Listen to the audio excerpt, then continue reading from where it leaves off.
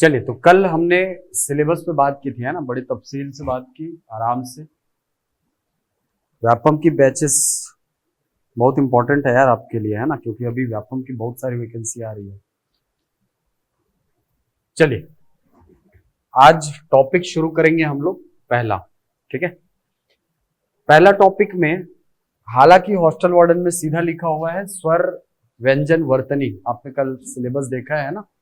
पहले टॉपिक में लिखा हुआ है स्वर व्यंजन वर्तनी, लेकिन एक चीज याद रखना, अभी हाल फिलहाल में जो पैटर्न आया है 2019 के बाद से, उसमें इस टॉपिक से एक क्वेश्चन जरूर दे रहा है। ठीक है, यदि 10 प्रश्न भी देने हैं उसको, तो मान के चलिए कि एक प्रश्न भाषा बोध से आपको दे रहा है, तो आपको थोड़ा सा इसको समझते हुए साथ में पढ़ना होगा, है ना। चलिए, पहला टॉपिक भाषा बोध। भाषा बोध वाले टॉपिक की यदि मैं बात करूं, तो भाषा बोध में हमें क्या क्या पढ़ना होता है ये समझिए।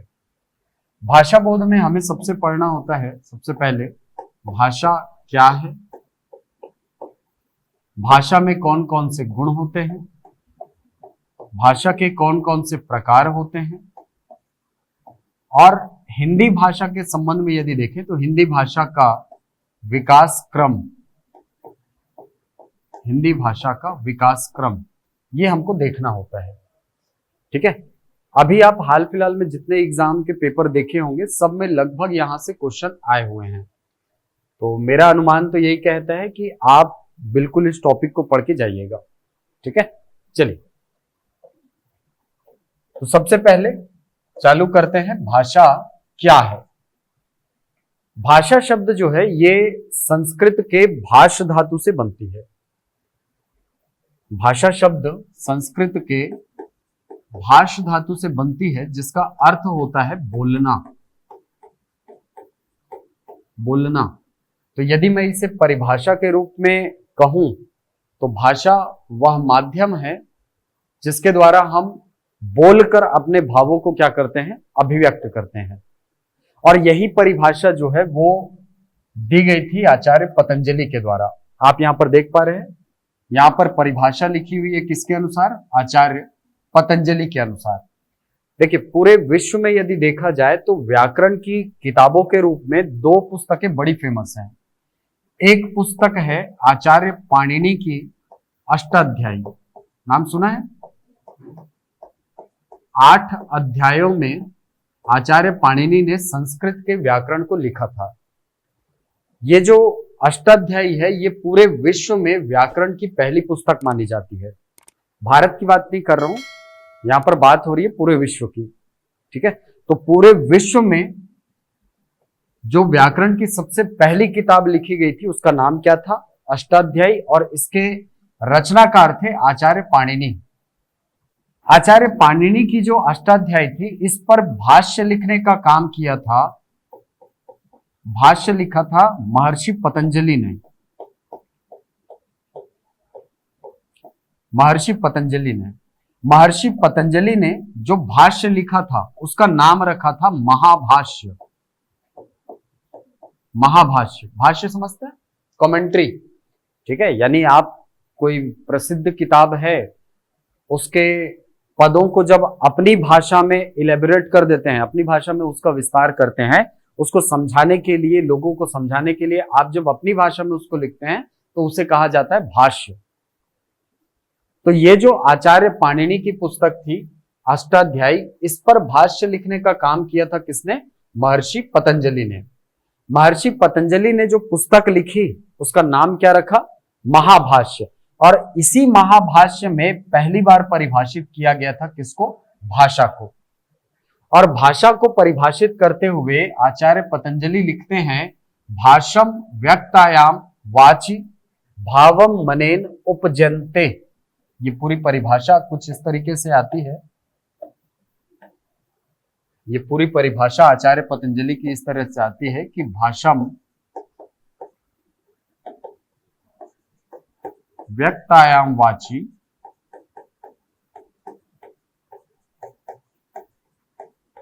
भावम मनेन उपजन्ते।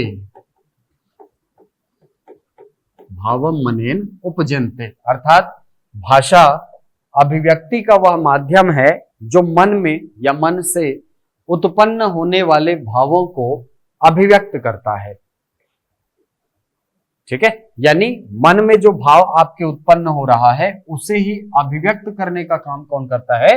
भाषा करती है। यह तो हो गई भाषा की परिभाषा। परिभाषा से हमने ये जाना कि भाषा जो है ये मन के भावों को अभिव्यक्त करने का एक माध्यम है। ठीक है, अब यदि मैं बात करूं भाषा के गुण की, दूसरा टॉपिक है हमारा भाषा के गुण। तो भाषा के अनेक गुण हो सकते हैं, भाषा में बहुत सारे गुण होते हैं, जिसमें सबसे पहला गुण जो होता है वो ये होता है कि भाषा सदैव परिवर्तनशील होती है। यानी कोई भी भाषा कभी भी स्थायी नहीं हो सकती है, उसमें परिवर्तनशीलता एक नितांत आवश्यक गुण होता है। कोई भी भाषा हो, चाहे मैं हिंदी की बात करूं, अंग्रेजी की बात करूं, चीनी भाषा की बात करूं, दुनिया की कोई भी भाषा हो, वो क्या होती रहती है? धीरे धीरे परिवर्तित होती रहती है। इस परिवर्तनशीलता के बहुत सारे कारण होते हैं। जैसे अगर मैं बात करूं कि भाषा परिवर्तित क्यों होती है सर, तो भाषा की परिवर्तनशीलता के बहुत सारे कारण हैं। पहला कारण तो ये होता है कि भाषा पर क्षेत्रीयता का प्रभाव पड़ता है। भाषा पर प्रभाव पड़ता है किसका? क्षेत्रीयता का। कहने का मतलब क्या है? कोई भी भाषा हो वो अपने आसपास की भाषाओं से, आसपास की बोलियों से हमेशा प्रभावित होती रहती है। जैसे अगर मैं छत्तीसगढ़ी की बात करता हूं, अगर आपको बहुत बड़े स्तर पर ले जाने के पहले मैं छत्तीसगढ़ी के स्तर पर बात करता हूं, तो छत्तीसगढ़ी में आपने सुना होगा कि पूर्वी छत्तीसगढ़ी, पश्चिमी छत्तीसगढ़ी, इसका स्वरूप हमको अलग अलग दिखता है ना। पूर्वी छत्तीसगढ़ी जो है वो उड़िया भाषा से प्रभावित होकर के लरिया भाषा का निर्माण करती है। कल हमने शायद थोड़ी सी बात की थी इस पे, यहां नहीं किया होगा तो किसी और क्लास में किया होगा, है ना। हाँ, छत्तीसगढ़ी भाषा जो है इस पर प्रभाव पड़ता है उड़िया का, और उड़िया और छत्तीसगढ़ी के मिश्रण से एक नई भाषा बनती है जिसका नाम क्या रखा गया? लरिया भाषा। ये हमारे पूर्वी भाग में दिखता है। आप देखे होंगे छत्तीसगढ़ का मैप, उसमें पूर्वी वाला भाग जो है वहां पर उड़ीसा का बॉर्डर टच होता है, और उड़ीसा और छत्तीसगढ़ी के मेल से कौन सी भाषा बनती है? लरिया भाषा बनती है। जबकि पश्चिमी भाग में आप देखेंगे तो महाराष्ट्र राज्य है हमारे यहाँ। आप छत्तीसगढ़ का मैप देखें ना तो महाराष्ट्र वाला हिस्सा पड़ता है। महाराष्ट्र वाले हिस्से से छत्तीसगढ़ी का जब मेल होता है तो वहां पर खलटाही भाषा विकसित हुई है। ये छत्तीसगढ़ी ही है, लेकिन चूंकि दूसरी भाषाओं के संपर्क में आकर के इसका स्वरूप बदल गया है, इसीलिए हमने उनको अलग भाषाओं का नाम दे दिया है। छत्तीसगढ़ी की उपशाखा है क्या? एक लरिया, एक खलटाही। तो भाषा पर क्षेत्रीयता का प्रभाव पड़ता है, एक तो ये दिखता है। दूसरा, आपने देखा होगा कि एक ही शब्द जो है वो अलग अलग क्षेत्रों में अलग अलग रूपों में बोली जाती है। जैसे आप छत्तीसगढ़ में हैं तो आप सड़क को सड़क बोलते हैं, यही होता है ना उच्चारण। हमारे यहाँ जो रोड होती है उसको आप क्या बोलते हो? सड़क बोलते हो। लेकिन यही जो शब्द है ये हरियाणा और दिल्ली वाले, पश्चिमी दिल्ली वाले हिस्से में आप जाएंगे तो वहां पर सड़क को सड़क नहीं बोलते, सड्डक हो जाता है। सुना होगा आपने शब्द, है ना, सड्डक हो जाता है। शब्द तो वही है, उच्चारण में क्या हो गई? भिन्नता हो गई। तो यह है क्षेत्रीयता का प्रभाव। तो हर भाषा अपने आसपास की भाषाओं से, अपने आसपास की बोलियों से प्रभावित होती ही रहती है, जिसके कारण उसका स्वरूप क्या हो जाता है? बदल जाता है। यह है परिवर्तनशीलता का पहला कारण। दूसरा कारण, भाषा जो है इस पर प्रभाव पड़ता है किसका? समय का। समय का प्रभाव पड़ता है। भाषा समय के कारण भी प्रभावित होती है, और इस प्रभाव के कारण ही आप संस्कृत और हिंदी में देखते हैं तत्सम तद्भव शब्द। तत्सम शब्द और तद्भव शब्द जो है इसका विकास भाषा में समय के प्रभाव के कारण ही हुआ है। कैसे सर? देखिए समय का प्रभाव कैसे पड़ रहा है, आप सोचिए ना इसको। आप 300, 400, 500 साल पहले की हिंदी का साहित्य तो हमको 1000 साल पुराना मिलता है कि नहीं? लगभग 1050 विक्रम संवत यानी 993 ईस्वी से लगभग हिंदी साहित्य का इतिहास प्रारंभ माना जाता है। आचार्य रामचंद्र शुक्ल ने कहा है 993 ईस्वी से प्रारंभ है क्या? हिंदी साहित्य का इतिहास, यानी हिंदी आ गई है उस समय। अपभ्रंशों का विकास हो चुका है। क्या उस समय की भाषा वर्तमान समय की भाषा के समान है? आप सोचिए इसको। क्या 400-500 साल पहले जो हिंदी बोली जाती थी, क्या वो ठीक वैसी ही बोली जाती रही होगी जैसी आज बोली जाती है? आपका जवाब होगा नहीं सर, वहां पर भिन्नता तो थी। आप सीरियल में ही देखते होंगे। हाँ, सीरियल में जब भी 400-500 साल पहले की भाषा की बात होती है तो थोड़ा सा तत्सम शब्दों का प्रयोग हमें ज्यादा दिखाई पड़ता है कि नहीं? यानी समय के कारण भाषा क्या हो रही है? बदल रही है। अब मैंने कहा कि समय के प्रभाव के कारण ही तत्सम से तद्भव शब्दों का निर्माण होता है। ऐसा क्यों होता है सर? ऐसा इसलिए होता है क्योंकि ये हमारी मानवीय प्रवृत्ति है। मानवीय प्रवृत्ति हमारी ये कहती है कि हम किसी भी शब्द को कठिन रूप में उच्चारित ही ना करें, हम उसका सरल रूप उच्चारित करें। यही होता है। जैसे आज भी आप जाएंगे ग्रामीण अंचल में तो वहां पर क्रिकेट बोलने वाले, शुद्ध क्रिकेट शब्द बोलने वाले लोग कम मिलेंगे। क्रिकेट शब्द क्या बन जाता है? क्रिकेट बन जाता है। क्यों सर? क्योंकि क्रिकेट बोलना ज्यादा आसान है बनिस्बत क्रिकेट बोलने के, है कि नहीं? इसीलिए वो क्रिकेट शब्द बोलना ज्यादा पसंद करते हैं। वैसे ही संस्कृत के शब्दों को यदि आप देखेंगे तो संस्कृत के शब्द जो हैं वो उच्चारण करने में थोड़े से कठिन थे। इसीलिए हम इन तत्सम शब्दों को अपने हिसाब से सरल करके उच्चारण करना प्रारंभ कर दिए। जैसे सर, हमारे लिए अखरोट बोलना कठिन था, हमने इसको क्या कर दिया? अखरोट कर दिया। अखरोट बोलना ज्यादा आसान है किसके? अखरोट बोलने से। हस्ती बोलना कठिन है, हमने इस शब्द को हाथी कर दिया। क्षीर बोलना कठिन था, हमने इसको क्या कर दिया? खीर कर दिया। अक्षत बोलना कठिन था, हमने इसको अच्छत कर दिया। ये बोलना ज्यादा आसान है, आप उच्चारण करके देख सकते हैं। ठीक है, तो ये प्रभाव किसका है? ये समय का प्रभाव है। ये हमारी मानवीय प्रवृत्ति होती है कि हम किसी भी शब्द को सरल रूप में उच्चारित करके बोलना चाहते हैं, और यही प्रवृत्ति कारण बनती है तत्सम शब्दों से तद्भव शब्दों के निर्माण की। ठीक है, तीसरा चीज, भाषा और क्यों परिवर्तित होती है सर? और क्या कारण हो सकता है? एक तो क्षेत्रीयता का प्रभाव हो गया, एक समय का प्रभाव हो गया। तीसरा जो भाषा की परिवर्तनशीलता का कारण होता है वो होता है सांस्कृतिक संक्रमण। क्या होता है? सांस्कृतिक संक्रमण। ये क्या होता है सर? कोरोना के बाद यही एक संक्रमण बचा था सुनना। क्या होता है सांस्कृतिक संक्रमण? सांस्कृतिक संक्रमण का सीधा सा मतलब होता है दो संस्कृतियों का मेल होना।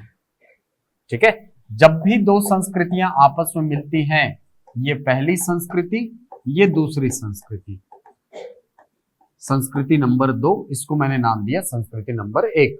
जब भी दोनों संस्कृतियां आपस में मिलेंगी, कोई भी संस्कृति हो, जब भी दो संस्कृतियां आपस में मिलती हैं, कुछ चीजें इस संस्कृति से निकालकर इस संस्कृति में और इस संस्कृति से निकल करके इस संस्कृति में आ ही जाती हैं, आ जाती हैं, होता है ना। जैसे इसका एकदम सरल सा उदाहरण मैं लेता हूं, रीति रिवाजों का लेन देन। ठीक है, क्या क्या चीजें लेन देन होती हैं तो समझना। पहली चीज जिसका लेन देन होता है वो है रीति रिवाजों का लेन देन। रीति रिवाज जो है वो एक संस्कृति से निकलकर दूसरी संस्कृति में या दूसरी संस्कृति से निकलकर पहली संस्कृति में आ जाते हैं। दूसरी चीज जिसका लेन देन होता है वो है साहित्यों का लेन देन, और तीसरी चीज जिसका लेन देन होता है वो है शब्दों का लेन देन। और शब्दों का लेन देन हो रहा है मतलब जाहिर सी बात है किसका लेन देन हो रहा है? भाषा का लेन देन हो रहा है। रीति रिवाजों का कैसे लेन देन होता है सर? जैसे अभी पिछले 2-3 साल के अंदर में, यानी कोविड के बाद से शादी वादी अटेंड किए हो कि नहीं? एक आठ हो, अरे करे हो कि नहीं करे हो? शादी अटेंड करे हो ना? हाँ, तब शादी भी हो अभी अभी हाल फिलहाल में अटेंड करे हो ना, तो एक ठो नया कल्चर छत्तीसगढ़ में देखे मिला थे का, जैसे ही दुल्हन निकलत रहते ना ओकर पीछू में से चुनरी धर के निकलते हैं, देखे हो? ये कल्चर 10 साल पहले या 8-10 साल पहले देखते तो नहीं था हमारे यहाँ, अभी है। अभी चालू हो गया ना, हमने सीख लिया दूसरी संस्कृति से, दूसरी संस्कृतियों से हमारा मेल हुआ और दूसरी संस्कृति से हमने इसको अपना लिया है, अडॉप्ट कर लिया है। तो रीति रिवाजों का लेन देन होता है। दूसरी चीज, साहित्यों का लेन देन होता है। साहित्यों का लेन देन कैसे होता है सर?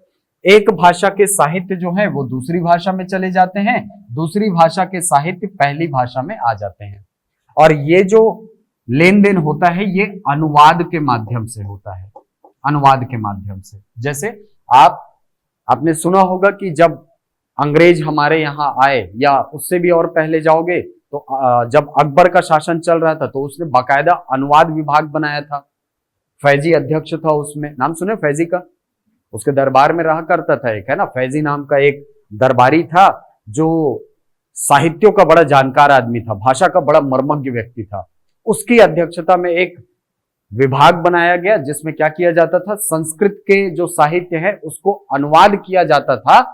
किसमें? फारसी भाषा में। हुआ क्या? संस्कृत के जो साहित्य हैं वो निकलकर कहां चले गए? फारसी संस्कृति में चले गए। हुआ? आज आप टॉल्स्टॉय के साहित्यों को आसानी से पढ़ सकते हो, आपके पास उपलब्ध हैं।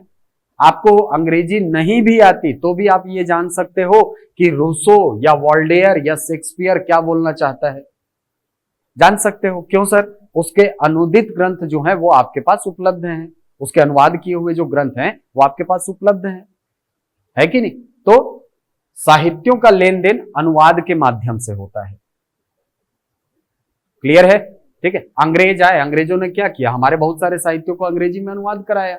विल्किंसन का नाम सुने होंगे, है कि नहीं? महाभारत को अंग्रेजी में अनुवाद करने वाला व्यक्ति कौन था? वही तो था, उसी ने तो अनुवाद किया था। विलियम जोन्स का नाम आता है, विलियम जोन्स ने बहुत सारे साहित्यों को अंग्रेजी में अनुवाद किया। तो साहित्यों का लेन देन भी होता है जब दो संस्कृतियां आपस में मिलती हैं। और तीसरी चीज जो सबसे इंपॉर्टेंट है वो है शब्दों का लेन देन। शब्दों का लेन देन भी होता है जब दो संस्कृतियां आपस में मिलती हैं। दो कल्चर जब भी आपस में मिलेंगे तो एक भाषा के या एक संस्कृति के शब्द जो हैं वो दूसरे भाषा में, दूसरी संस्कृति में, और दूसरी संस्कृति के जो शब्द हैं वो पहली संस्कृति में शामिल हो जाते हैं। जैसे हमारा जो संक्रमण हुआ वो किसके साथ हुआ है सर?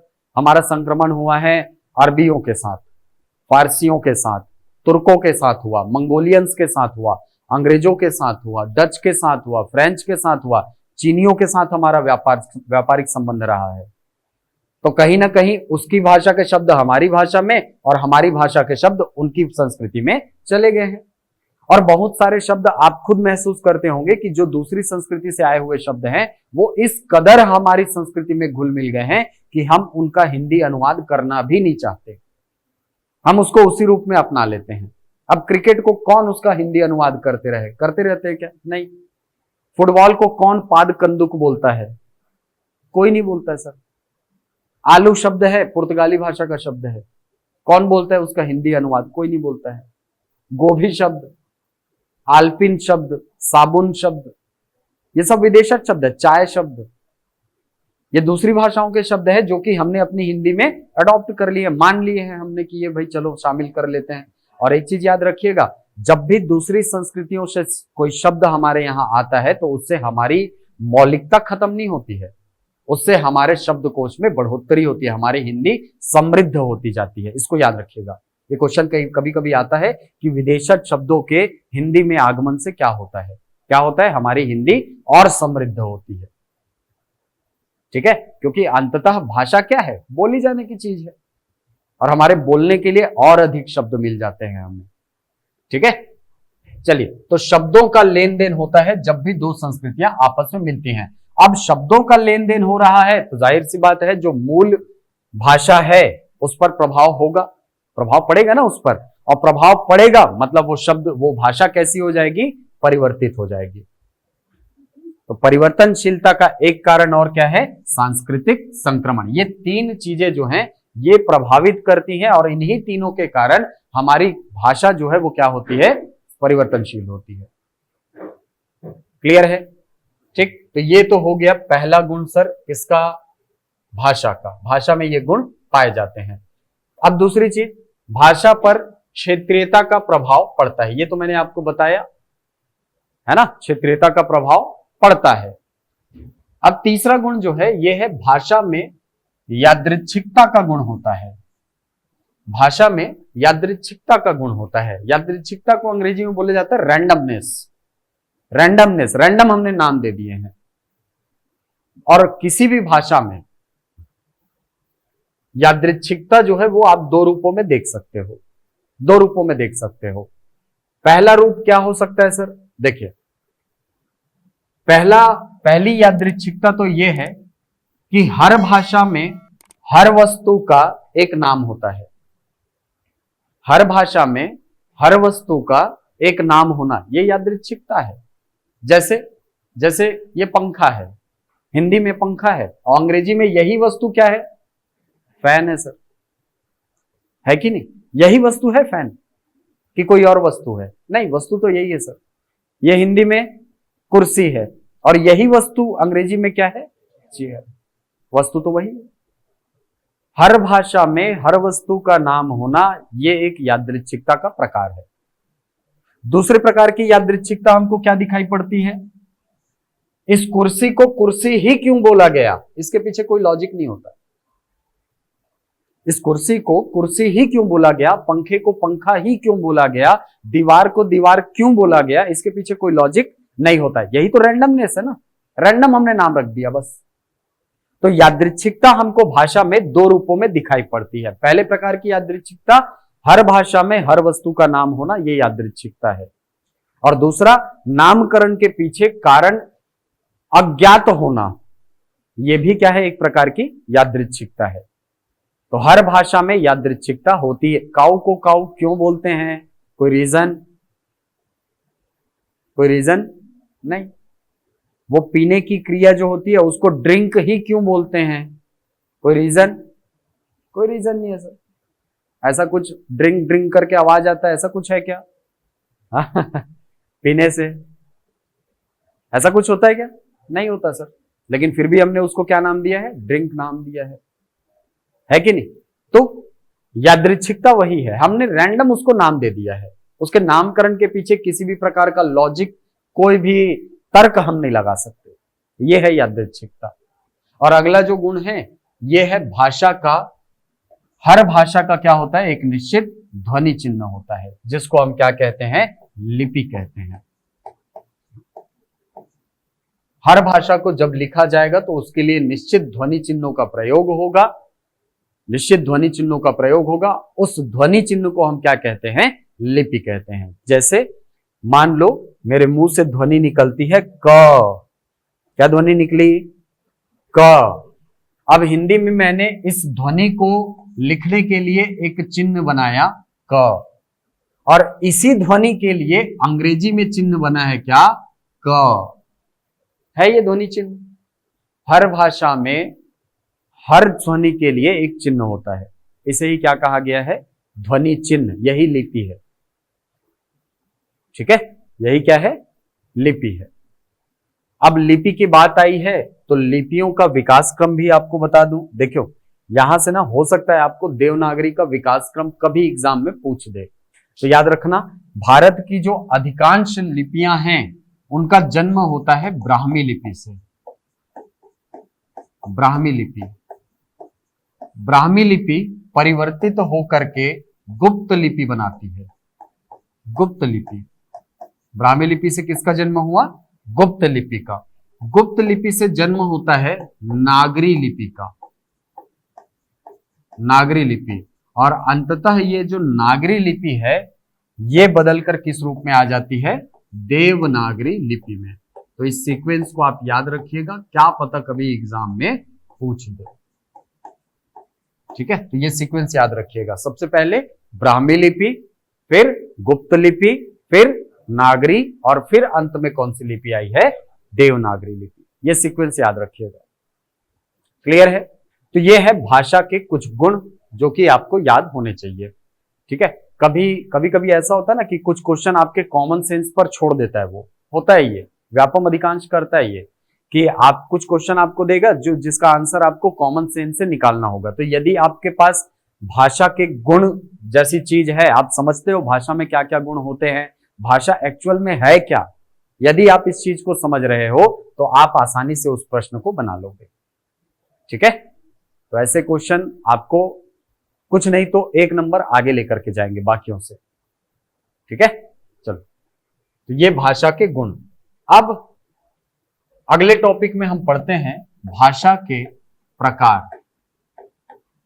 भाषा के प्रकार, तो मोटे तौर पर यदि देखा जाए तो भाषा के 3 प्रकार होते हैं। एक जिसको हम बोलते हैं मौखिक भाषा, दूसरा जिसे हम कहते हैं लिखित भाषा, और तीसरा प्रकार है सांकेतिक भाषा।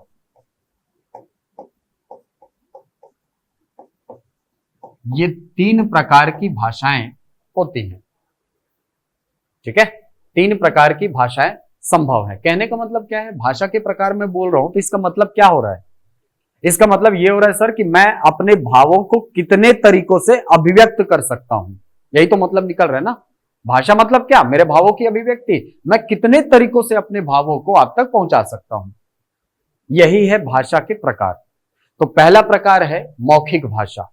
मौखिक भाषा कहने का मतलब वह भाषा जिसमें मौखिक ध्वनियों के माध्यम से भाव संप्रेषण हो, यानी मैं जो बोल रहा हूं उससे ध्वनि निकल रही है और ध्वनि को आप समझते हैं, मेरा भाव आप तक पहुंच गया, है कि नहीं। यानी मौखिक भाषा में भाव संप्रेषण के लिए ध्वनियों का प्रयोग होता है, ध्वनि का प्रयोग होता है, ध्वनि का प्रयोग होता है। जैसे मैं अभी बोल रहा हूं, आप सुन रहे हैं, आप सुन रहे हैं, मैं बोल रहा हूं, मेरे मुंह से कुछ ध्वनियां निकल रही हैं, आप तक पहुंच रही हैं, आप उसका अर्थ समझते हैं, मेरा भाव आप तक पहुंच गया।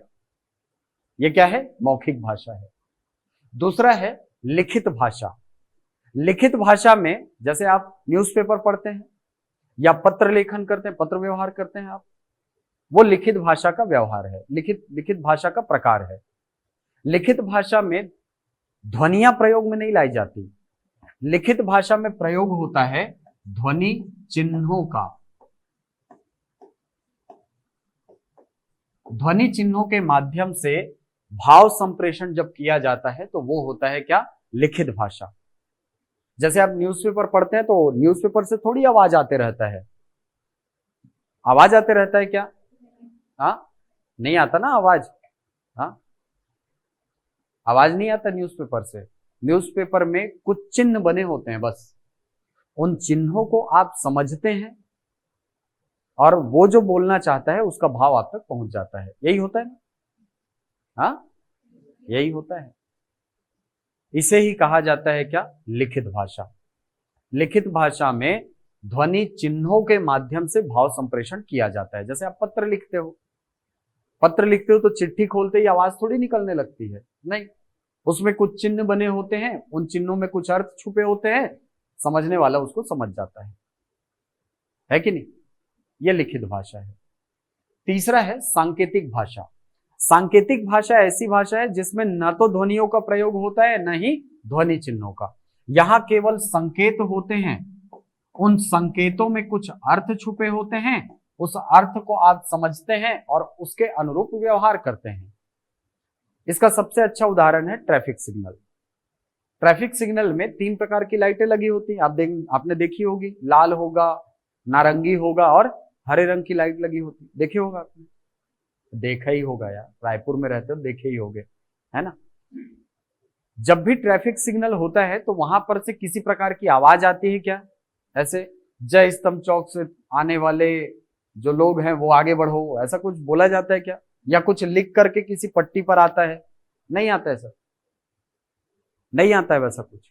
वहां पर केवल 3 प्रकार के चिन्ह लगे होते हैं, 3 प्रकार के संकेत लगे होते हैं, हरा यानी चलो, नारंगी यानी तैयार रहो और लाल यानी रुको। उस अर्थ को आप समझते हैं और उसके अनुरूप क्या करते हैं, व्यवहार करते हैं। यह है क्या, सांकेतिक भाषा।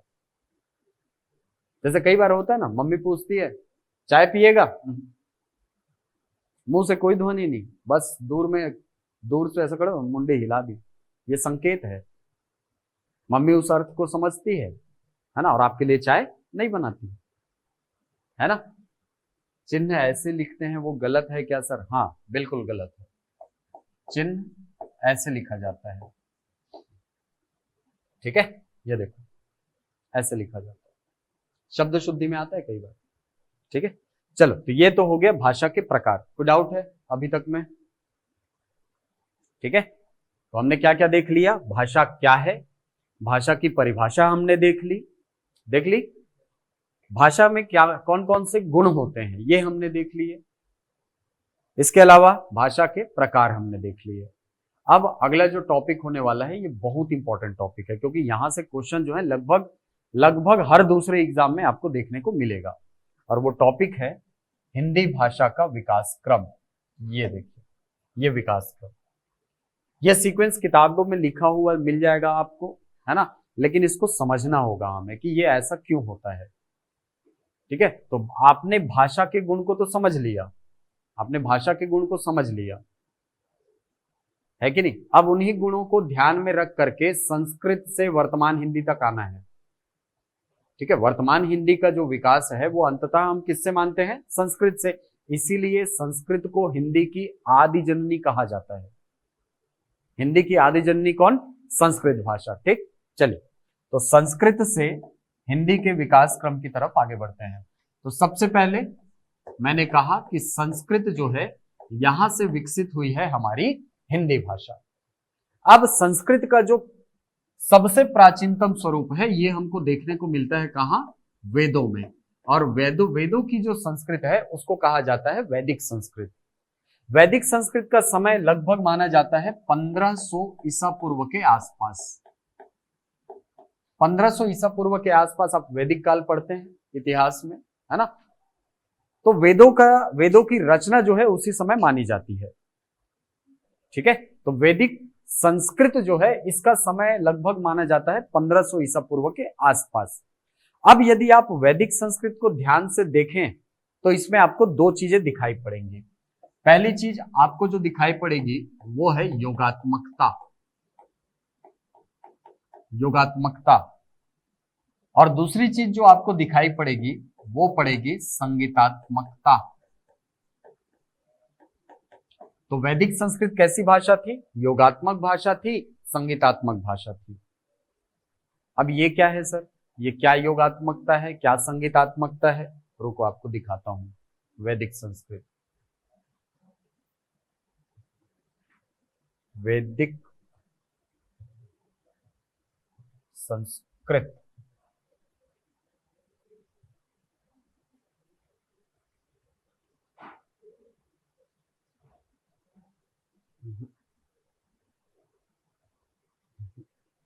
ये ऐसा कुछ दिख रहा है आपको?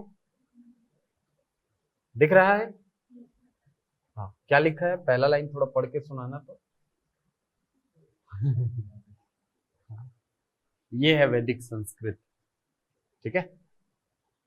वैदिक संस्कृत में जब मैं कह रहा हूं कि योगात्मकता होती है, तो योगात्मक मतलब क्या होता है? योग मतलब जुड़ा होना, जुड़ना, योग मतलब क्या होता है? जुड़ा होना। योगात्मक भाषा उस भाषा को कहते हैं जिसमें सारे शब्द आपस में जुड़े हुए होते हैं। जैसे वर्तमान समय में आप देखेंगे तो वर्तमान समय में हम ये शिरोरेखा को खंडित कर करके लिखते हैं ना, जैसे राम, आम, खाता, है। आपने बीच बीच में क्या किया? इस शिरोरेखा को तोड़ दिया है। ये जो ऊपर की लाइन होती है ना, इसको शिरोरेखा या सुरेखा बोलते हैं, याद रखना। इसको क्या बोलते हैं? शिरोरेखा या सुरेखा कहा जाता है इसको। हिंदी में वर्तमान में आप ये स्वरूप देखते हैं, लेकिन वैदिक संस्कृत में ऐसी कोई व्यवस्था दिख रही है क्या? देखो, दिख रही है? नहीं दिख रही है। मतलब सारे शब्द आपस में क्या है सर? जुड़े हुए हैं। भाषा का ये गुण कहलाता है योगात्मकता का गुण। तो जो संस्कृत थी, वैदिक संस्कृत, वो कैसी थी? कैसी भाषा थी? योगात्मक भाषा थी सर, योगात्मक भाषा। अब वैदिक संस्कृत में आपको एक और गुण देखने को मिलेगा जिसको हमने क्या कहा है? संगीतात्मकता। अब ये संगीतात्मकता क्या है सर?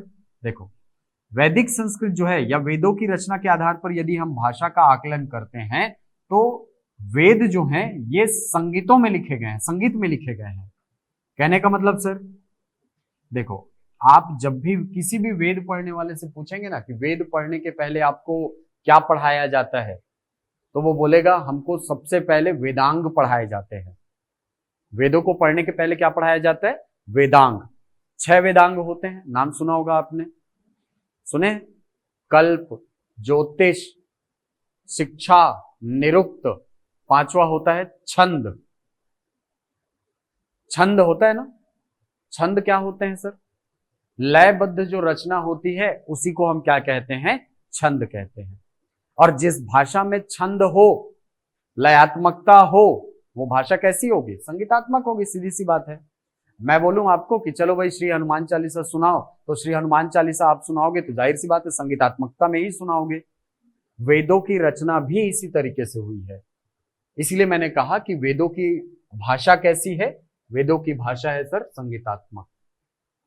वेद कैसी भाषा में लिखे गए हैं? संगीतात्मक संस्कृत में लिखे गए हैं। और किसी भी भाषा में यदि योगात्मकता का गुण या संगीतात्मकता का गुण हो तो क्या वो आम लोगों की भाषा हो सकती है? नहीं हो सकती, नहीं हो सकती ना। कोई गा गा के थोड़ी बात करेगा यार, हाँ ठीक है, गा गा के बात थोड़ी करेगा कोई। तो वैदिक संस्कृत आम लोगों की भाषा नहीं थी। ये स्टेटमेंट देने वाले जो पहले भाषा शास्त्री हुए उनका नाम था ग्रियर्सन, J.A. ग्रियर्सन। ठीक है, ग्रियर्सन ने कहा कि ये जो वैदिक संस्कृत है वो आम लोगों की भाषा नहीं है। इसके साथ और 2 लोग थे, ठीक है, एक का नाम था वेबर, एक का नाम था मैक्सवेल। 3 लोगों का ग्रुप था और उन्होंने कहा कि वैदिक संस्कृत जो है ये आम लोगों की भाषा नहीं हो सकती है। वैसे उतना इंपॉर्टेंट नहीं है, आगे बढ़ते हैं। अब देखो, मैंने आपसे कहा कि कोई भी भाषा हो उसमें समय के कारण क्या होगा? परिवर्तन होगा। अब वैदिक संस्कृत में भी धीरे धीरे परिवर्तन होता है लिखने के तरीके में, और वैदिक संस्कृत का जो स्वरूप सामने आता है सरलीकरण के फलस्वरूप, उसको हमने नाम दिया है क्या? लौकिक संस्कृत। लौकिक संस्कृत या इसे ही सरल संस्कृत, इसे ही प्रांजल संस्कृत कहा जाता है, सुगम संस्कृत कहा जाता है। ये बेसिकली है क्या? लौकिक संस्कृत जो है ये वैदिक संस्कृत का सरल रूप है। जहां पर शब्दों को एक लाइन में एक शब्द हमको दिखाई पड़ता था, अब लौकिक संस्कृत में शिरोरेखा को खंडित कर करके लिखने का प्रयास हुआ। ठीक है, और पंचतंत्र वगैरह की जो कहानी आप संस्कृत में पढ़े होंगे, पढ़े हो? पंचतंत्र पढ़े हो ना? हिंदी में पढ़े हैं सर, संस्कृत में भी पढ़े होंगे, स्कूल में नहीं पढ़े हो? नील वर्ण श्रृंगालः। अच्छा, सुक्ति तो पढ़े होगे? सुक्ति भी नहीं पढ़े? असतोमा सदगमया पढ़े हो ना? हाँ, वो उपनिषद में मिलता है हमको, और उपनिषद बाद में लिखे गए हैं। ठीक है, हाँ। लौकिक संस्कृत हमको दिखाई पड़ता है। लौकिक संस्कृत का समय लगभग माना जाता है 1000 ईसा पूर्व के आसपास। 1000 ईसा पूर्व के आसपास लौकिक संस्कृत का अस्तित्व माना गया। लौकिक संस्कृत जो है ये भी धीरे से सरलीकृत होती है, और लौकिक संस्कृत के सरलीकरण के फलस्वरूप भाषा का जो स्वरूप सामने आता है उसको हमने नाम दिया है क्या? पाली भाषा। और पाली भाषा का समय काल माना जाता है लगभग 600 या 500 ईसा पूर्व के आसपास। 500-600 ईसा पूर्व के आसपास पाली भाषा हमको दिखाई पड़ती है। अब ये जो पाली भाषा है ये संस्कृत की तुलना में काफी सरल थी, बोलने में, व्यवहार करने में इसको प्रयोग में लाया जा सकता, इतनी सरल थी। इसीलिए गौतम बुद्ध ने अपनी शिक्षाओं का प्रचार प्रसार करने के लिए इसी भाषा को माध्यम बनाया था। आपको पता होगा उन्होंने अपना जो धर्म चक्र प्रवर्तन किया है वो किस भाषा में किया है? पाली भाषा में किया है। जितने बौद्ध साहित्य हैं, कुछ कुछ साहित्यों को छोड़कर, जैसे दीपवंश, महावंश, इनको छोड़ दो या मिलिंद पन्नों को छोड़ दो, अधिकांश जो साहित्य हैं वो लिखे गए हैं पाली भाषा में। पाली भाषा जो है ये बहुत सरल भाषा थी और आम लोगों के द्वारा व्यवहार में लाई जा सकने योग्य थी। इसीलिए पाली भाषा को भारत की प्रथम जनभाषा का दर्जा प्राप्त है। भारत की प्रथम जनभाषा किस भाषा को कहा जाता है? पाली भाषा को। हाँ, सुक्ति पढ़े हैं आप लोग, रवि, ठीक है, ठीक है। तो पाली भाषा जो है इसको दर्जा प्राप्त है भारत की प्रथम जन भाषा का, या लोक भाषा इसको कह दिया जाता है। अब पाली भाषा भी स्थायी हो सकती है क्या? नहीं, हर भाषा तो बदलती ही रहेगी ना। अब पाली भाषा का भी सरलीकरण होता है लगभग पहली सदी के आसपास, पहली सदी के आसपास। और पाली भाषा के सरलीकरण से भाषा का जो स्वरूप सामने आता है उसको हमने क्या नाम दिया है? प्राकृत भाषा। ये जो प्राकृत भाषा है ये भारत में शिलालेखों की प्रथम भाषा बनी। भारत में शिलालेखों की प्रथम भाषा कौन बनी? तो प्राकृत भाषा। याद रखिएगा, भारत की सीमा के अंदर की बात हो रही है, बाहर की नहीं। बाहर हमको मिले हुए हैं, है ना, खरोष्ठी वगैरह लिपि में हमको मिलते हैं, अशोक के ही अभिलेख, ठीक है। इसके अलावा वैदिक काल के भी मिलते हैं हमको। लेकिन भारत की सीमा के अंतर्गत जो पढ़े जा सकने योग्य शिलालेख हैं प्राचीनतम, वो अशोक के ही मिलते हैं हमको। और वो किस भाषा में लिखे गए हैं? आपने पढ़ा होगा, प्राकृत भाषा, ब्राह्मी लिपि। भारत की सीमा में इसी भाषा में मिलते हैं। खरोष्ठी लिपि जो है वो आपको पश्चिम हिस्से में मिलेगा आपको, जैसे बलूचिस्तान हो गया, अफगानिस्तान वाला जो हिस्सा है ना, वहां पर आपको खरोष्ठी भाषा की लिपि दिखाई पड़ेगी। भारत की सीमा में आपको खरोष्ठी लिपि नहीं मिलेगी। अशोक के शिलालेख उसमें भी है ना, खरोष्ठी में, ठीक है। चलिए, तो प्राकृत भाषा जो है इसको शिलालेखों की प्रथम भाषा माना जाता है। अब प्राकृत भाषा का सरलीकरण होता है लगभग 10वीं सदी के आसपास। 10वीं सदी के आसपास मैंने बताया ना कि हमारी हिंदी का विकास जो है ये माना जाता है अपभ्रंशों से। अपभ्रंशों से विकास मानते हैं हम, है ना। और अपभ्रंशों के जो साहित्य हैं वो हमको दिखाई पड़ते हैं लगभग 10वीं सदी के आसपास, ठीक है। जिसमें परमाल रासो ये वगैरह, ये साहित्य, परमाल रासो, हमीर रासो, पृथ्वीराज रासो, नाम सुना होगा आपने। ये साहित्य हमको दिखाई पड़ते हैं जिसको आदिकाल कहा है आचार्य रामचंद्र शुक्ल ने। वहीं से जन्म माना जाता है हिंदी भाषा का। और प्रारंभिक स्वरूप जो है ये हमको किस रूप में दिखाई पड़ता है? अपभ्रंश के रूप में दिखाई पड़ता है, ठीक। तो प्राकृत भाषा से 10वीं सदी के आसपास जिन भाषाओं का जन्म हुआ उसे क्या नाम दिया गया? अपभ्रंश नाम दिया गया। और अपभ्रंश जो है इनकी संख्या मानी जाती है कितनी? 7। ये 7 अपभ्रंश क्या है सर? देखिए, इसको समझिए पहले थोड़ा सा, है ना। मैंने कहा कि प्राकृत भाषा के विकास से, प्राकृत भाषा के परिवर्तन से हमको अपभ्रंश मिलता है। और अपभ्रंशों की संख्या कितनी मानी जाती है? 7। कहने का मतलब क्या हुआ? कहने का मतलब यह हुआ कि 10वीं सदी के आसपास जो हमें साहित्य मिले हैं उसकी भाषा के आधार पर हमने अपभ्रंशों को कितने भागों में बांटा है? 7 भागों में बांटा है। हमारे पास टाइम मशीन थोड़ी है जो उस टाइम पे जाकर के देखे अरे यहां कौन सी भाषा बोल रहे हैं, वहां कौन सी। हम साहित्यों की विवेचना करते हैं और साहित्यों की विवेचना के आधार पर हम ये आकलन करते हैं, ये अनुमान लगाते हैं कि भाई हाँ, इस समय की भाषा जो है इससे अलग थी, मतलब ये अलग भाषा थी। यही तो है कि नहीं?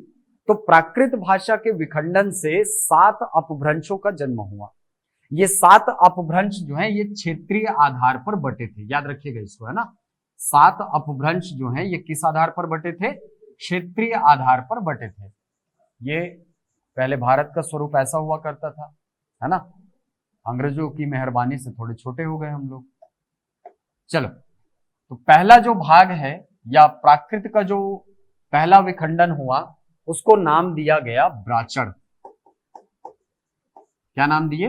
ब्राचड़। ये जो पाकिस्तान वाला हिस्सा है ना, सिंध वाला प्रांत, यहां पर जिस अपभ्रंश का विकास हुआ उसको हमने क्या नाम दिया है? ब्राचड़। दूसरा भाग जो है ये हमको दिखाई पड़ता है शौरसेनी के सॉरी, ये पश्चिमी दिल्ली के आसपास, ये इतना बड़े क्षेत्र में लगभग, इसको नाम दिया गया शौरसेनी। शौरसेनी, ठीक है, शौरसेनी, शौरसेनी। तीसरा जो भाग है इसको हमने, इसका विकास हुआ लगभग यहाँ पंजाब वाला हिस्सा, भारत का पंजाब, और पश्चिम वाला पाकिस्तान वाला पंजाब है वर्तमान में। इसको हमने नाम दिया पैशाची। क्या नाम दिया? पैशाची। चौथा जो भाग है वो हमको उत्तर भारत में दिखाई पड़ता है, इस भाग में, और इसको हमने नाम दिया है खस। खस। पांचवा जो भाग है उसका क्षेत्र बहुत बड़ा था, ऐसा कुछ था। इसको हमने नाम दिया है मागधी। मगध वाला प्रांत, और मगध प्रांत तो शुरू से बहुत बड़ा रहा है कि नहीं? तो जाहिर सी बात है भाषा भी उतनी ज्यादा विस्तृत होगी उसकी। मागधी भाषा के बाद एक जो खंड है ये हमको दिखाई पड़ता है यहां पर, जिसमें हमारा छत्तीसगढ़ भी शामिल है। इसको हमने नाम दिया है अर्ध मागधी। क्या नाम दिया हमने? अर्ध मागधी। और एक भाग जो है ये हमको दिखाई पड़ता है यहां, ये वाले हिस्से में। इसको हमने नाम दिया है महाराष्ट्री। क्या नाम दिया हमने? महाराष्ट्री। तो इन 7 खंडों में प्राकृत भाषा जो है ये खंडित होती है, बढ़ जाती है प्राकृत भाषा। इसके विखंडन के पीछे आप लोग एक कारण समझ पा रहे हो? क्यों 7 भाग में बटी, या यूं कहूं कि क्षेत्रीयता के आधार पर क्यों बटी? कारण समझ पा रहे हैं आप लोग? नहीं? इसके लिए ना आपको थोड़ी सी इतिहास की समझ होनी चाहिए। इतिहास की समझ यदि है तो आप आसानी से इसको डिकोड कर लोगे। देखो 10वीं सदी के आसपास यदि आप इतिहास देखें तो 10वीं सदी के आसपास भारत में राजपूत काल चलता रहता है। नाम सुना होगा आपने, है कि नहीं? इस काल में आपको भारत जो है वो छोटे छोटे खंडों में विभक्त मिलेगा। कहीं पर गढ़वाल वंश चल रहा है, कहीं तोमर वंश चल रहा है, कहीं इधर पाल वंश चल रहा है कि नहीं? सुने होंगे नाम ये सब। हाँ, गायकवाड़ वंश चलते रहता है, इधर चंदेल वंश अलग से चल रहा है। तो राजपूत काल ये चलता रहता है।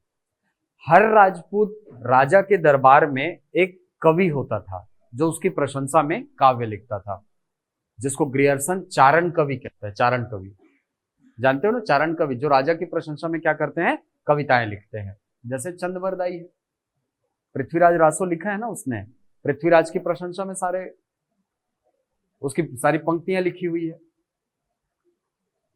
अब हर क्षेत्र का राजा ये चाहेगा ना कि मेरे प्रशंसा में जो काव्य लिखा जा रहा है वो मेरी क्षेत्रीय भाषा में हो, है कि नहीं? किसी भी क्षेत्र की भाषा जो है ना उसकी संस्कृति का द्योतक होती है, संस्कृति को दिखाने वाली होती है।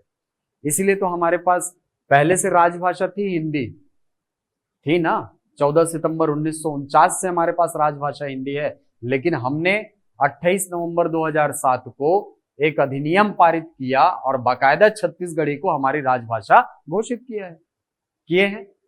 क्या जरूरत पड़ गई होगी सर? क्योंकि छत्तीसगढ़ी हमारे संस्कृति की पहचान है ना। तेकरे से का तो छत्तीसगढ़ी गोठिया में लजाए जन करो, ठीक है? हाँ, तो छत्तीसगढ़ी है, ये भी राजभाषा हो गई हमारी, ठीक है? वैसे ही राजाओं ने क्या किया, अपने दरबारी कवियों को आदेश दिया कि भाई आप जो रचनाएं कर रहे हो वो क्षेत्रीय भाषा में करिए, हमारी भाषा में करिए।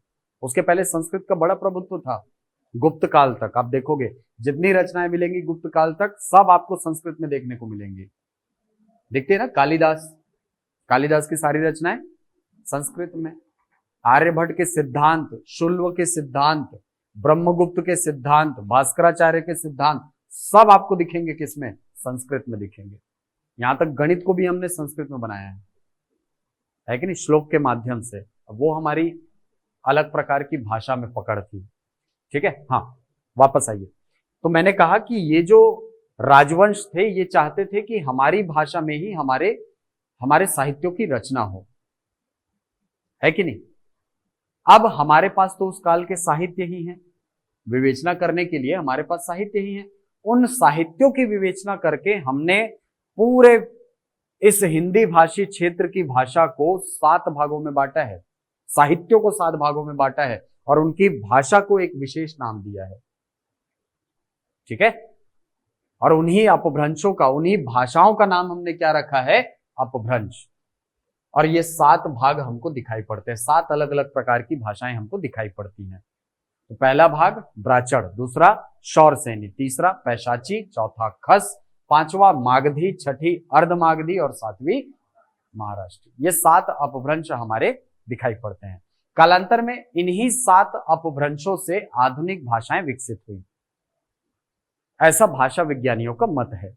भाषा विज्ञानी ये कहते हैं कि इन्हीं अपभ्रंशों से हिंदी का विकास हुआ है, इन्हीं 7 अपभ्रंशों से।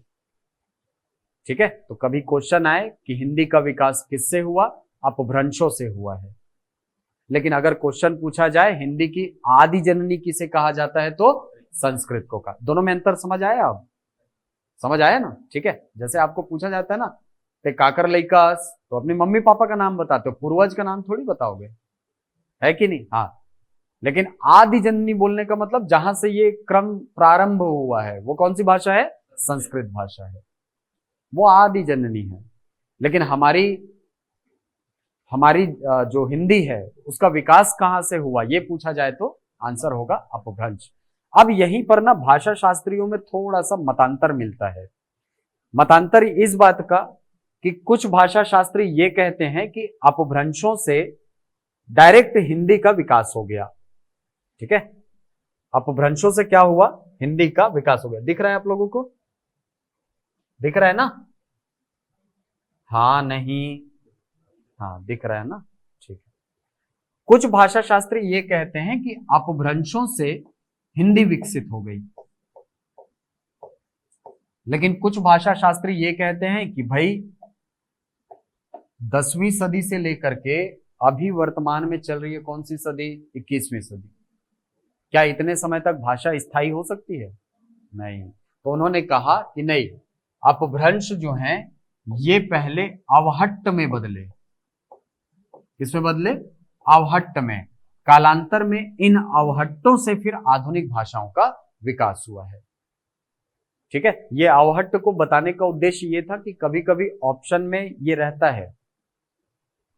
ठीक है, कभी कभी ऑप्शन में ये रहता है, कैसे, हिंदी का विकास क्रम समझाइए या हिंदी का सही विकास क्रम क्या है, तो उसमें क्या लेगा, पाली, प्राकृत, अपभ्रंश, फिर अवहट्ट और फिर हिंदी। तो इस सीक्वेंस को याद रखिएगा, अवहट्टों का निर्माण अपभ्रंश के बाद हुआ है और हिंदी के पहले। ठीक है, तो ये हिंदी भाषा जो है इसका विकास क्रम हमको देखने को मिलता है। ठीक है, चलो कोई डाउट है यहां पे बता दो, समझ आया अच्छे से?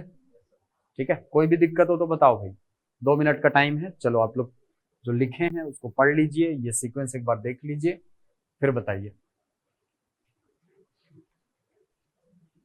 अवहट्ट, अवहट्ट जो है वो अपभ्रंशों का आगे वाला स्वरूप है। अपभ्रंश जो है ना वो बदल करके अवहट्ट में आए, ऐसा भाषा शास्त्रियों का मत होता है ना। हाँ बिल्कुल रिपीट होते हैं, क्यों नहीं होंगे।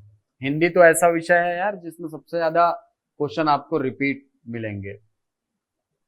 ठीक है, डेमो कितने दिनों का होगा? डेमो शायद आज लास्ट है, क्या 2 दिन का है ना कि 3 दिन का है? मेरे ख्याल से 2 दिन का होगा सूर्या। ठीक है,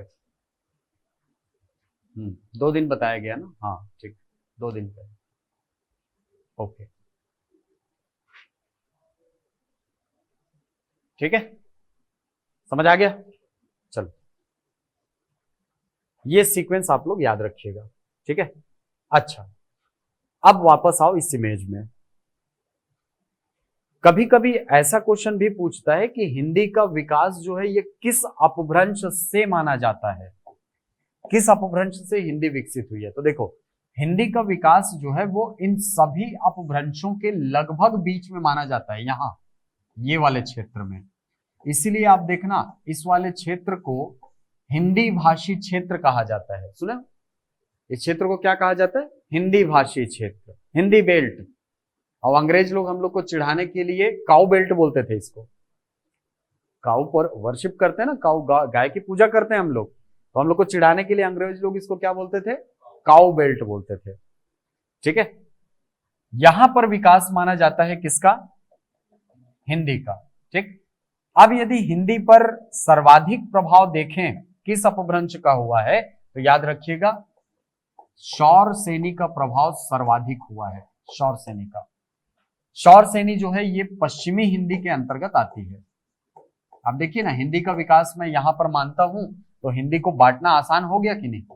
हाँ, ये हो गया पश्चिमी हिंदी, ये हो गया पूर्वी हिंदी, है कि नहीं। ये पूर्वी हिंदी हो गया, ये पश्चिमी हिंदी हो गया। तो पश्चिमी हिंदी के अंतर्गत रखा जाता है किसको, शौरसेनी को। और शौरसेनी से ही खड़ी बोली का जन्म होता है। शौरसेनी से किसका जन्म होता है, खड़ी बोली का। और हिंदी का जो मानक स्वरूप है वो किसे माना जाता है, तो खड़ी बोली को माना जाता है। इसमें से क्वेश्चन समझिए, क्वेश्चन आएगा हिंदी का विकास किस अपभ्रंश से हुआ है, शौरसेनी अपभ्रंश से हुआ है। हिंदी पर सर्वाधिक प्रभाव किस अपभ्रंश का पड़ा है, शौरसेनी का। हिंदी का मानक स्वरूप किस भाषा को माना जाता है, खड़ी बोली को माना जाता है। क्लियर है, ठीक है। चलो, तो ये अलग अलग टाइप के क्वेश्चन यहां से बन सकते हैं। हाँ, इसी क्लास में होगी बाकी क्लास। चलिए, तो आज की क्लास क्लियर है सबको। चलो, अगली क्लास में हम क्या पढ़ने वाले हैं, आपको थोड़ा सा हिंट दे दूं। अगली क्लास में हम लोग पढ़ने वाले हैं भाषा के संबंध में संवैधानिक प्रावधान। भाषा के संबंध में जो संवैधानिक प्रावधान हमारे यहाँ किए गए हैं, संविधान में जो प्रावधान किए गए हैं, आप सभी को पता होगा 8वीं अनुसूची पढ़े हैं। 8वीं अनुसूची कौन सा भाग में आता है, अरे नहीं भाई, भाग 17 के अंतर्गत आता है। भाग 17 के अंतर, भाग 17 का विषय है अनुसूची 8। ठीक है, भाग 17 हम लोग कल देखेंगे। और इसके जो महत्वपूर्ण आर्टिकल हैं, जैसे आर्टिकल 343 हो गया, 344 हो गया, 345 हो गया, 350A हो गया और 351 हो गया। 351 अब भी पूछा था एग्जाम में, एसआई वाले में सुना होगा, है ना। सब बनाए हैं यार इसको स्टूडेंट लोग। तो ये सारे आर्टिकल हम लोग देखेंगे। ठीक है, इसके अलावा जो 22 भाषाएं वर्तमान में भारतीय संविधान की 8वीं अनुसूची में अधिसूचित है, इन सब पर भी कल चर्चा होगी। ठीक है, चल। हाँ, खड़ी बोली, राजस्थान, कन्नौजी और गुजराती, यस। 1 जून की क्लास कैसे मिलेगी सर, 1 जून कल वाली क्लास इसी ऐप में ना रिकॉर्डिंग वाले हिस्से में देखेंगे उर्वशी, तो आपको मिल जाएगा। ठीक है, हाँ ये टाइमिंग अच्छा है, फिलहाल तो अच्छा है आपके लिए। शुरू भागों की सभी बोलियों को बताइए ना, शुरू भागों की, अच्छा है, यहां से सभी बोलियां जो विकसित होती हैं, एग्जाम में नहीं पूछता दोस्त, सुषमा नहीं पूछता है। जैसे ब्राचड़ जो है, ब्राचड़ से सिंधी भाषा बनी, है ना। शौरसेनी से राजस्थानी बनी, मारवाड़ी बनी, राजस्थानी बनी। ब्रज भाषा का विकास हमको शौरसेनी से दिखता है। पंजाबी भाषा पैशाची अपभ्रंश से बनी है। खस अपभ्रंश से हमको पहाड़ी, गढ़वाली, कुमायूनी जैसी भाषाएं देखने को मिलती हैं। मागधी से नेपाली भाषा दिखती है, उड़िया दिखता है, उड़िया भाषा दिखती है ना। बांग्ला भाषा, असमिया भाषा दिखाई पड़ती है। इसके अलावा भोजपुरी हमको दिखाई पड़ता है यहाँ पर, है कि नहीं। अर्ध मागधी से आपको छत्तीसगढ़ी, अवधी, बघेली, ये 3 प्रमुख भाषाओं का जन्म कहां से हुआ है, अर्ध मागधी से। कौन कौन सी, एक छत्तीसगढ़ी, एक अवधी और तीसरी बघेली। इन 3 भाषाओं का विकास किससे माना जाता है, अर्ध मागधी अपभ्रंश से। इसीलिए इन तीनों भाषाओं को सहोदरा कहा जाता है। सहोदरा या जुड़वा बहन जिसको हम बोल सकते हैं, सहोदरा या जुड़वा बहन कहा जाता है, जुड़वा बहन। ठीक है, तो वो उतना इंपॉर्टेंट नहीं है। हाँ बिल्कुल, आपको मिलेगा। सर हिंदी का सिलेबस कितने दिनों तक चलेगा, लगभग मान के चलिए कि 1 महीना, उससे थोड़ा बहुत ऊपर ही जा सकता है, लगभग 1 महीना मान के चलिए किरण। ठीक है, हाँ पीडीएफ आपको प्रॉपर मिलेगा, है ना। इसी में स्टडी मटेरियल वाले सेक्शन में आप देखेंगे ना, तो वो आपको मिल जाएगा। ठीक है, और रिकॉर्डिंग जो है वो आपको रिकॉर्डिंग करके एक सेक्शन होगा, जब आप ज्वाइन करते हैं तो वहां पे रिकॉर्डिंग करके एक सेक्शन होता है, वहां पे आपको मिल जाएगा। ठीक है, हिंदी कितने दिन तक चलेगा इसके लिए निश्चिंत रहो, है ना। बात यह है कि आप हिंदी कितने अच्छे से सीख पाते हो, आपके हिसाब से मैं चलूंगा। ठीक है, क्योंकि मुझको तो सबको लेके चलना होता है यार। कुछ लोग इंग्लिश मीडियम के होते हैं तो उनको सीखने में थोड़ी सी तकलीफ होती है, उनको भी लेकर के चलना है मुझे, है ना। चलिए, तो निश्चिंत रहिए, तैयारी अच्छी होगी आपकी। ठीक है, चलिए तो कल मिलते हैं, फिर अच्छे से पढ़ाई करिए। हाँ, व्हाट्सएप ग्रुप नहीं बना, वो एडमिशन होने के बाद आपका बना दिया जाएगा भोजराम। ठीक है भाई, और कोई समस्या? कोनो समस्या नहीं? कैसे लेट हो गए जी? है? अच्छा सर, एक बार सभी स्लाइड दिखाओ ना। पीडीएफ मिलेगा भोजराम, उसमें देख लेना भाई, है ना। हाँ हाँ बिल्कुल, विस्तार से पढ़ेंगे, टेंशन मत लीजिए। ठीक है, चलिए तो कल मुलाकात होगी फिर। Thank you.